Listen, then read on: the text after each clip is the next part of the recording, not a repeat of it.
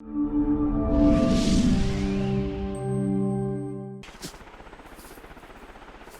പുതിയ ഹോട്ടലിന്റെ കാര്യം പറയുമ്പോ സത്യന്റെ ഭയങ്കര പുച്ഛമായിരുന്നല്ലോ. ആ ഡോക്ടർ ആലീസ് മോളിൽ നിന്ന് വൈകുന്നേരം അവിടെ പോകുന്നുണ്ട്. അതുകൊണ്ട് മനുഷ്യരങ്ങനെയൊക്കെയാ. വീട്ടുകാരെയും കൊണ്ട് വല്ലപ്പോഴും പുറത്തു പോയി സിനിമ കാണുകയോ ഭക്ഷണം കഴിക്കുകയൊക്കെ ചെയ്യും. ഇതൊന്നും ഇവിടെ പറഞ്ഞിട്ട് കാര്യമില്ലല്ലോ. സത്യം ഇങ്ങനെ പൈസ കൂട്ടി വെച്ച് അത് നോക്കിയിരുന്ന് സന്തോഷിക്കണം. ആർച്ചേ, ഈ അനാവശ്യമായ കാര്യങ്ങൾക്ക് പൈസ ചെലവാക്കാൻ എനിക്ക് മടിയുണ്ടെന്നുള്ളത് സത്യമാണ്. പക്ഷേ ഈ സിനിമ കാണാൻ പോകാത്തതും ഹോട്ടലിൽ പോകാത്തതും അതുകൊണ്ടൊന്നുമല്ല. അതെന്താ? സിനിമ സത്യനെ പിടിച്ച് കടിക്കൂ? എൻ്റെ ആർച്ചേ, നമ്മൾ സിനിമ കാണാൻ വേണ്ടിയിട്ടായിരിക്കും പോകുന്നത്. പക്ഷെ അവിടെ വരുന്ന എല്ലാവരും അതിനായിരിക്കില്ല പറഞ്ഞത്. കുറേ വായി നോക്കികളുണ്ട്, സ്ത്രീകളെ ശല്യം ചെയ്യാൻ വേണ്ടിയിട്ട് മാത്രം വരും. വന്നിട്ട് സിനിമ തുടങ്ങി കഴിയുമ്പോൾ അങ്ങോട്ട് തട്ടലും മുട്ടലും തോണ്ടലും. എൻ്റെ ഭാര്യയ്ക്ക് അങ്ങനെ ഒരു സാഹചര്യം ഉണ്ടാകുന്നത് എനിക്കിഷ്ടമല്ല. അതുകൊണ്ടാണ് പോകാത്ത. ആഹാ, നല്ല ബെസ്റ്റ് ന്യായം. ആണുങ്ങൾ പെണ്ണുങ്ങളെ ശല്യം ചെയ്യാതിരിക്കുക, പെണ്ണുങ്ങൾ വീട്ടിന്റെ പുറത്തിറങ്ങാതിരിക്കുക. ആരെതൊക്കെ പറയുന്നേ? ഈ നാട്ടിലെ മുന്തിയ പോലീസുകാരൻ. ഒരു പൂവാലിനെ പോലും കൈകാര്യം ചെയ്യാൻ കഴിവില്ലാത്ത സത്യേട്ടൻ എന്തിനാ സത്യേട്ടാ ഈ യൂണിഫോം ഇട്ട് ഇരിക്കുന്നേ?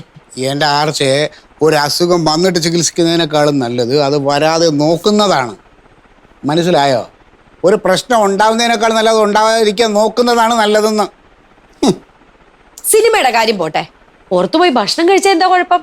അവിടെ ആരെങ്കിലും തോണ്ടാൻ വരുമോ? അവിടെയും വരും പ്രശ്നക്കാർ. ആർച്ചേ, നമ്മൾ കഴിക്കാനായിട്ട് ചെന്നിരിക്കുമ്പോൾ കാണാൻ കൊള്ളാവുന്ന പെമ്പിള്ളേരാണെങ്കിൽ അല്ല വായി നോക്കിയിട്ട് വന്നിടുതാ ഇങ്ങനെ ഒരു ഇരിപ്പുണ്ട്, ഇങ്ങനെ ഒരു നോക്കിക്കൊണ്ടിരിക്കും.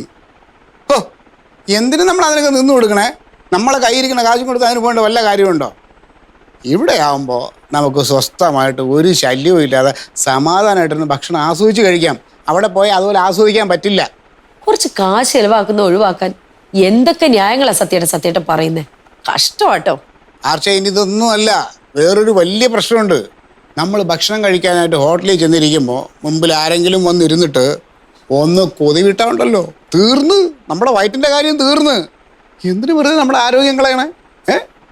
മതി. നമ്മൾ ഇനി ഈ കാര്യം സംസാരിച്ചാൽ സത്യമായിട്ട് ന്യായീകരിച്ച് പാടുപെടും. ഒരു ദിവസം പുറത്തുപോയി ഭക്ഷണം കഴിക്കുന്നുള്ള എൻ്റെ ആഗ്രഹം ഞാനങ്ങ് ഒഴിവാക്കിയാൽ മതിയല്ലോ. ഇനി അങ്ങനെ ഒരു ആഗ്രഹം തോന്നുകയാണെങ്കിൽ ഞാൻ വേറെ ആരെങ്കിലും വിളിച്ചുകൊണ്ടേ കഴിച്ചോളാം. എന്താ നോക്കുന്നേ? ഗതികേട് സഹിക്കാൻ വയ്യാതാവുമ്പോ ഓരോരുത്തർ ഇങ്ങനെയൊക്കെയാ ചെയ്യുന്നേ. അർച്ചേ, നീ പറഞ്ഞ ഹോട്ടലിൽ നിന്ന് ഫുഡ് മേടിച്ചുകൊണ്ട് നമുക്ക് ഇവിടെ ഇരുന്ന് കഴിച്ചാൽ പ്രശ്നം തരൂലേ? അവിടെ തന്നെ പോയിരുന്ന് കഴിക്കണമെന്ന് നിർബന്ധമൊന്നുമില്ലല്ലോ. മനസ്സിലായില്ല. അതായത് നീ പറഞ്ഞ ഹോട്ടലിൽ നിന്ന് ഫുഡ് ഞാൻ ഇവിടെ മേടിച്ചുകൊണ്ട് വന്നാൽ നിന്റെ പരാതി തീരുമല്ലോ. എന്തിനിങ്ങനെ നോക്കുന്നേ? പക്ഷേ അവിടെ നിന്ന് ഫുഡ് വാങ്ങി നമുക്ക് ഇതേ ഈ സ്വസ്ഥമായിട്ട് ഇവിടെ ഇരുന്ന് നല്ല അന്തരീക്ഷത്തിൽ ആൾക്കാരുടെ ശല്യമൊന്നും ഇല്ലാതെ സമാധാനമായിട്ടിരുന്ന് കഴിക്കാം. അതുപോലെ സത്യം എന്ത് പറ്റി? ഒരു മനം മാറ്റം? ലോട്ടറി വല്ലതും അടിച്ചോ? എൻ്റെ ആർച്ചേ, ഞാൻ അങ്ങനെ പിശുക്കനൊന്നുമല്ല. ആവശ്യങ്ങൾക്ക് ഞാൻ പൈസ ചിലവാക്കുന്നുണ്ടല്ലോ, ഇല്ലേ? ഇപ്പം നീ ഒരു ആഗ്രഹം പറഞ്ഞു അവിടെ പോയിരുന്ന് ഫുഡ് കഴിക്കാമെന്ന്. പക്ഷെ അതിനകത്ത് നീ പറഞ്ഞ പോലെ അവിടെ പോയിരുന്ന് കഴിച്ചാലുണ്ടാവുന്ന ഔഷധത്തെക്കുറിച്ച് ഞാനൊന്ന് പറഞ്ഞു എന്നുള്ളേ ഉള്ളൂ. ഇപ്പം എന്താണെന്ന് വെച്ച് കഴിഞ്ഞാൽ നമ്മുടെ രണ്ടുപേരുടെ ആഗ്രഹം സാധിക്കില്ലേ നമുക്കിവിടെ മേടിച്ചോണ്ടിരുന്ന് കഴിച്ചാൽ? എനിക്ക് അവിടെ പോയി കഴിക്കണമെന്നൊന്നുമില്ല സത്യേട്ടാ. സത്യം ഇങ്ങോട്ട് വാങ്ങിച്ചോണ്ട് വന്നാലും മതി. പക്ഷെ ഒരു ചെറിയ വ്യവസ്ഥയുണ്ട്.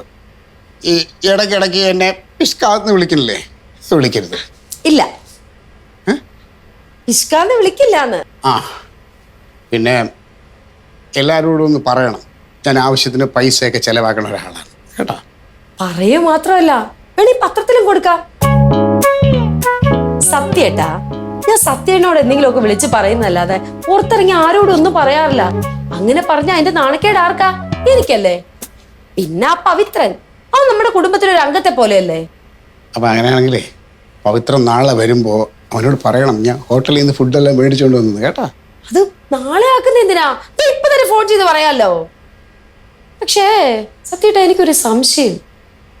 സത്യനെ കളിയാക്കൊന്നും അല്ലല്ലോ അല്ലേ?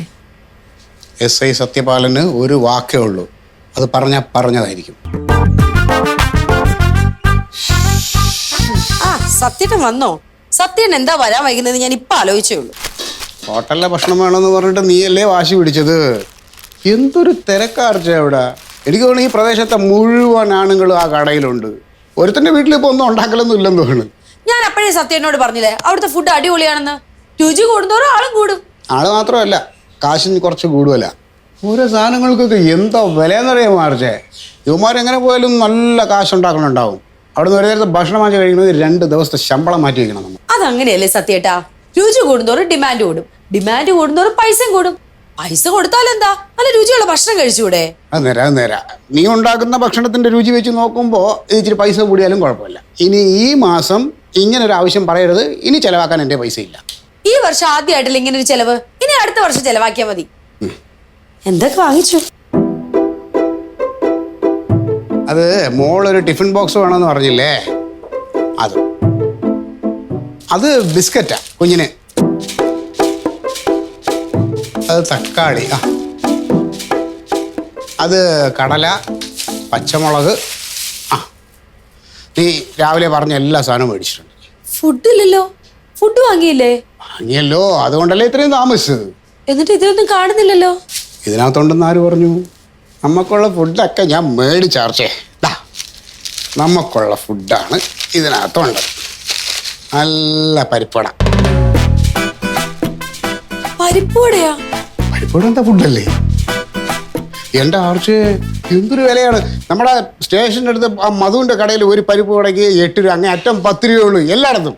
പക്ഷെ ഇവന്മാർ 12 രൂപ മേടിച്ച്. പിന്നെ ഞാൻ നിന്നോടൊരു വാക്ക് പറഞ്ഞു പോയി ഈ ഫുഡ് മേടിച്ചുകൊണ്ടിരാന്ന്.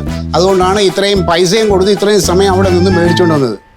പിന്നെ ഒരു കാര്യം പറഞ്ഞേക്കാം, ഇതോടുകൂടി ആ കടയിൽ നിന്ന് ഫുഡ് മേടിക്കുന്ന എല്ലാ പരിപാടിയും നമ്മൾ അവസാനിച്ച്. ഇനി ആ കടയുടെ പേര് പോലും മിണ്ടരുത്. കഴിക്കുക. എന്റെ മനുഷ്യ ഫുഡ് വാങ്ങാൻ പോണെന്ന് പറഞ്ഞുകൊണ്ട് ഈ പരിപ്പോടെയാണോ വാങ്ങിച്ചോണ്ട് വന്നിരിക്കുന്നത്? പിശുക്ക് മൂത്ത് പ്രാന്താവുന്നെന്ന് കേട്ടിട്ടുണ്ട്. ഇത് നിങ്ങൾ തന്നെ കഴിച്ചാൽ മതി. ഈ വീട്ടിൽ ഞാനൊന്നും ഒരു ഭക്ഷണം ഉണ്ടാക്കിയിട്ടില്ല. അത്താഴത്തിനെ ഇതും തിന്ന് വെള്ളം കുടിച്ച് പോയി കിടന്ന് ഉറങ്ങിക്കോ. അപ്പൊ നിനക്കോ? ഞാൻ വായു ഭക്ഷിച്ചോളാം. അല്ലെങ്കിൽ നിങ്ങളെ കെട്ടി നേരത്തെ എന്റെ തലവിധി മാറിയതാ. ഞാൻ പൊട്ടി കിടന്ന് ചത്തോളാം.